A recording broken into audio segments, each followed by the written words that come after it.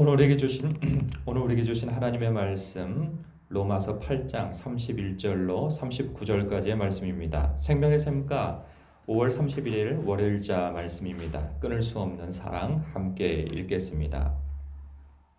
그런즉 이 일에 대하여 우리가 무슨 말하리요? 만일 하나님이 우리를 위하시면 누가 우리를 대적하리요? 자기 아들을 아끼지 아니하시고 우리 모든 사람을 위하여 내주시니가 어찌 그 아들과 함께 모든 것을 우리에게 주시지 아니하겠느냐? 누가 능히 하나님께서 택하신 자들을 고발하리요? 의롭다 하신 이는 하나님이시니 누가 정죄하리요? 죽으실 뿐 아니라 다시 살아나신 이는 그리스도 예수시니 그는 하나님 우편에 계신 자요 우리를 위하여 간구하시는 자시니라. 누가 우리를 그리스도의 사랑에서 끊으리요? 환난이나 곤고나 박해나 기근이나 적신이나 위험이나 칼이랴. 기록된 바 우리가 종일 주를 위하여 죽임을 당하게 되며 도살당할 양같이 여김을 받았나이다 함과 같으니라.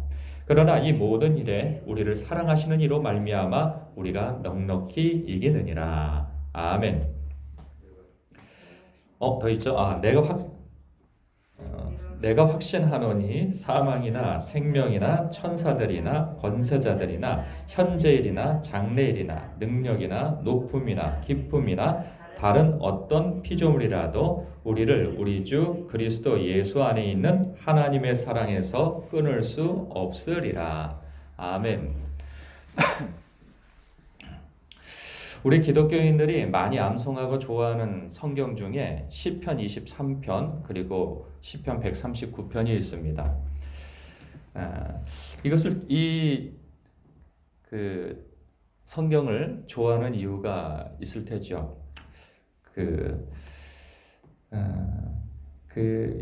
이 말씀들이 위로가 되고 격려가 되기 때문입니다.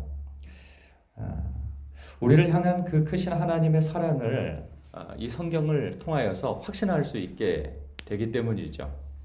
이 세상이 참 고단하고 힘든 그러한 삶인데 시편 23편과 139편 속에는 하나님께서 우리를 잘 아시고 우리를 붙드시고 그리고 우리를 인도해 가시는 그런 삶의 여정을 이 자전적 표현으로 이렇게 잘 기술되어져 있거든요.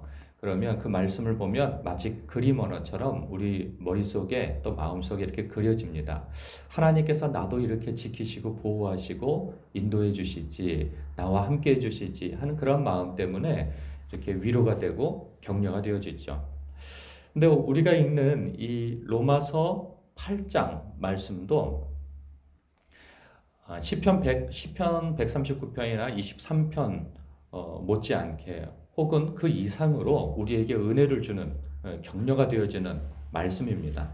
그런데 이렇게 시편에 있는 말씀보다는 좀 저평가되어지고 저평가되어진다는 표현이 뭐 할 수 있는데 사람들에게 그렇게 많이 회자되어지거나 암송되어지거나 이렇게 붙드는 말씀으로 여겨지지 못하는 경우들이 있습니다. 그래서 이제 시편에 있는 말씀은 마치 그림 언어가 읽는 대로 그림 언어가 그려지는 것처럼 내 삶도 그 말씀에 대비해서 그려지긴 하는데 이 로마서 말씀 같은 경우에는 좀 변증적이고 논리적인 그러한 형태로 기술되어져 있어서 아무래도 이제 이 말씀을 붙들고 읽거나 묵상하거나 암송하거나 하는 그래서 위로를 얻고 격려를 얻고 하는 경우들은 좀 상대적으로 적은 것 같다는 생각이 들어요. 그런데 이 말씀은 이 말씀도 역시 사도 바울의 자전적 표현이 들어가 있다는 생각이 듭니다. 이 말씀도 우리에게 큰 위로와 격려가 되어지는 말씀인 것이 분명합니다. 오늘 말씀의 시작을 보면 그러죠. 그런즉 이 일에 대하여 우리가 무슨 말 하리요 하면서 이렇게 누가 우리를 대적하고 누가 능히 하나님께서 택하신 자들을 고발하고 정죄하겠느냐 그리고 누가 우리를 그리스도의 사랑에서 끊겠느냐 하면서 그것에 대한 대답 형식으로 이렇게 하나님께서 우리를 얼마나 사랑하시고 우리를 붙드시는지에 대해서 이렇게 쫙 기술해 놨죠. 이것을 말하기 위하여서 지금 그런즉 이 일에 하여서 하나님께서 우리를 어떻게 우리에게 은혜를 베푸셨는가 하는 내용을 좀 길게 설명해 두었죠. 그러니까 이 예, 논리적 기초를 마련해 놓았다고 볼 수 있어요. 그럼 이 일은 무엇인가 보면 이런 거죠.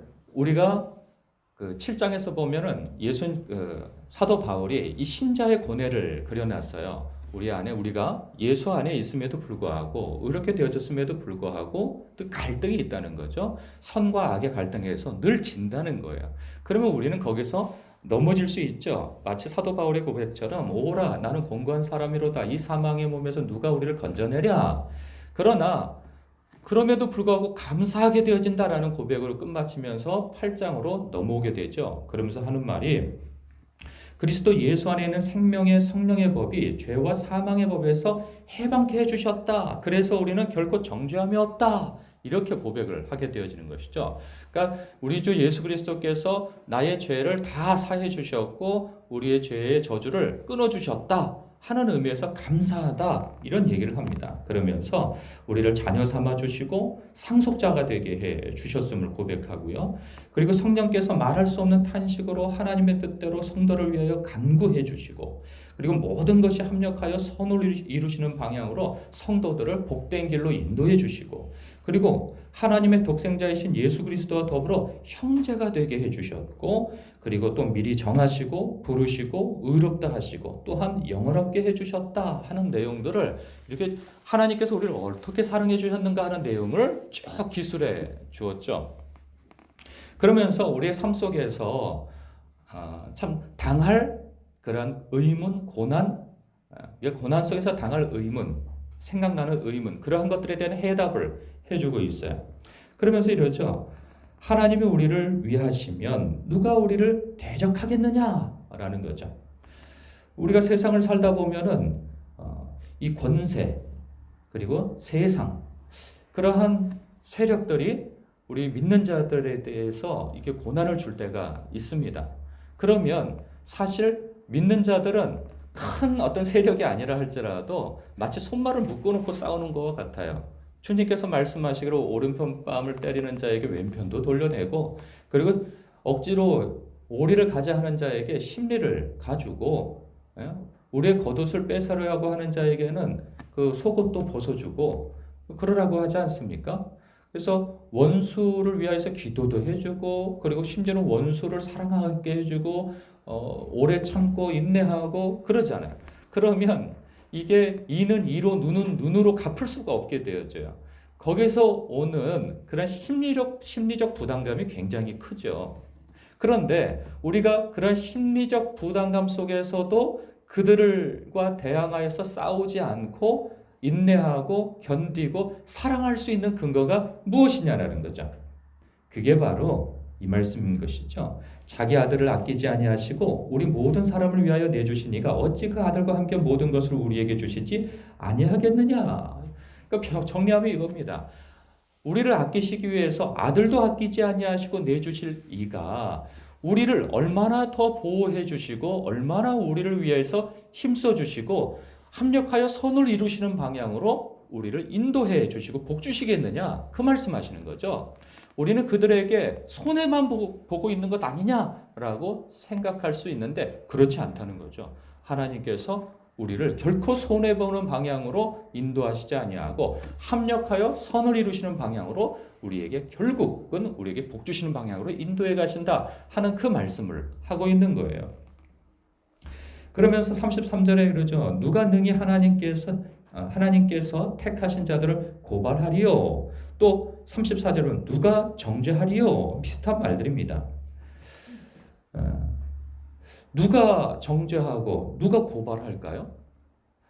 먼저는 영적으로 보면은 악한 마귀가 송사를 하겠죠. 하나님께. 저런 자가 무슨 신자입니까? 저런 자가 무슨 하나님의 사람입니까? 당신이 핏값으로 사신 자가 저런 정도의 자입니까? 라고 비난할 만한 그러한 삶의 태도를 보일 때가 있죠. 우리가 하나님 앞에 늘 신실하고 충성되고 정직하고 그렇게 살아갑니까? 그렇지 못할 때가 많이 있어요. 그럴 때 1차적으로는 악한 마귀가 하나님께 우리를 대놓고 송사를 하게 되어지겠죠. 근데 우리는 그걸 확인할 수가 없어요. 근데 확인할 수 있는 것은 또 무엇입니까?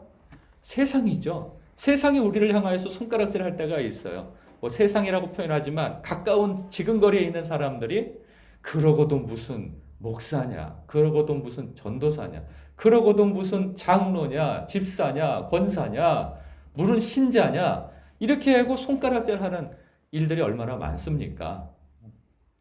많아요. 그런 일이 없다 할지라도 또 무엇이 있습니까? 우리 속사람에서 양심이 그러한 목소리를 내는 경우들도 많이 있죠. 그러면 무슨 생각이 듭니까? 그만두자. 그런 생각이 들어요.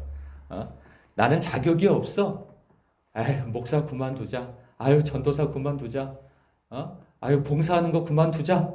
이런 생각이 든단 말이죠. 그런데 이렇게 생각해 보라는 거죠. 의롭다 하신 이는 하나님이시니 또 죽으실 뿐만 아니라 다시 살아나신 이는 그리스도 예수시니 그는 하나님 우편에 계신 자요 우리를 위하여 간구하시는 자시니라. 우리가 그런 줄 알고 주님께서 십자가 지셨다는 거예요. 우리 하나님께서 우리의 그 못남을 아시고 우리가 연약할 때 당신의 아들을 아끼지 아니하셨고 우리 예수님께서는 우리를 위해서 십자가를 지셨다는 거예요. 다 안다는 거예요. 그러니 너의 그 약함에 놀라 자빠지지 말라는 거죠. 이 표현이 좀 셀 수도 있는데 놀라 넘어지지 말라는 거예요. 혹여라도 세상 사람이 너희를 향하여서 그래가지고 무슨 신자냐, 그래가지고 무슨 장로냐, 집사냐 그러거든. 혹은 양심의 소리가 그러고도 무슨 이런 소리가 나오거든. 이렇게 대답해 주라는 소리와 말씀과 같습니다. 그래서 나는 예수님이 필요해. 그래서 나는 십자가가 더욱 필요한 사람이야 라고 얘기해 주라는 거죠. 오히려. 근데 누구한테 그런 얘기해 줄 기회는 별로 없으니까 우리 속사람이 자꾸 우리를 송사하고 내 마음의 양심이 자꾸 하나님과 멀어지려는 방향으로 자꾸 나를 넘어지는 방향으로 나를 자꾸 볶아대거든. 그렇게 얘기해 주라는 거예요. 그래서 나는 은혜가 더 필요하고 그래서 더 십자가가 필요하고 그래서 하나님의 은혜가 나는 더 필요한 사람이야. 왜? 하나님께서 내가 그런 줄 알고 택하시고 부르시고 자녀 삼으셨거든. 그렇게 얘기해 주라는 거죠. 그런가 하면 35절 누가 우리를 그리스도의 사랑에서 끊겠느냐. 근데 살다 보면 우리를 향한 그리스도의 사랑이 의심되어질 때가 많이 있습니다. 그때가 언제입니까? 환난을 당할 때예요. 곤고할 때예요. 박해당할 때이고요. 굶주릴 때이고요. 그리고 헐벗을 때입니다. 위험할 때이고 죽음의 위협 앞에 놓일 때예요. 그럴 때면 우리는 의심하게 되어지죠. 하나님이 나를 사랑하시는 거 맞나? 하나님 나를 잊고 계시나? 왜 이렇게 나는 힘들어? 왜 이렇게 나는 이렇게 늘 고난의 연속이야? 내 삶은 왜 내 꿈과 자꾸 달라? 내 꿈과 소망은 하나님께 나는 이렇게 저렇게 멋진 삶을 살고 싶었는데 나는 왜 이렇게 지질이 궁상이고 왜 이렇게 내가 하는 일이 이렇게 잘 안 풀리고 그러지? 이렇게 자꾸 어떤 고난과 힘듦 속에서 스스로가 의심하게 되어질 때가 있다는 거죠. 그런데 누가 우리를 그리스도의 사랑에서 끊으리요? 앞서 우리를 향하여서 하나님께서 행하시고 베푸신 그러한 사랑과 은혜를 생각하면 결코 그럴 수 없다는 거죠. 그래서 36절에 고백이 되어지는 것입니다. 기록된 바 우리가 종일 주를 위하여 죽임을 당하게 되며 도살당할 양같이 여김을 받았나이다 함과 같지만 그런 상황이 벌어지지만 그러나 37절 이 모든 일에 우리를 사랑하시는 이로 말미암아 우리가 넉넉히 이기느니라 라고 고백할 수 있는 거죠. 사람들은 예수를 믿는다는 것이 하나님을 믿는다는 것이 믿으면 늘 눈에 보이는 어떤 성과와 어떤 복으로서 답해져야 한다라고 생각하는 경우들이 많은데 실상은 그 이전에 하나님께서 우리에게 베푸신 은혜는 이미 다 충족되어졌다는 것이죠. 하나님께서 우리에게 주신 그 사랑 위에 더 쌓을 것이 없도록 주셨다고 하는 것이 성경의 증언입니다. 그래서 에베소서 1장의 시작 부분이 그러는 거죠. 하나님께서 우리에게 베푸신 사랑이 이미 너무 크다는 거예요. 하나님의 자녀 삼아주신 것이 너무 큰 것이라는 거죠. 그렇기 때문에 우리가 더 이상 구할 것이 없다라고 말씀하고 있는 대목이 바로 그러한 대목입니다. 그래서 38절에 내가 확신하노니 사망이나 생명이나 천사들이나 권세자들이나 현재일이나 장래일이나 능력이나 높음이나 기품이나 다른 어떤 피조물이라도 우리를 우리 주 그리스도 예수 안에 있는 하나님의 사랑에서 끊을 수 없으리라. 아멘입니다. 종종 하나님을 향한 신자의 그 사랑과 헌신이 나를 향한 하나님의 사랑보다 크다고 생각하는 경우를 가질 때가 있습니다. 그러나 우리를 향한 하나님의 사랑이 어떠한지에 대해서 무지하거나 무감해서 갖는 생각이죠.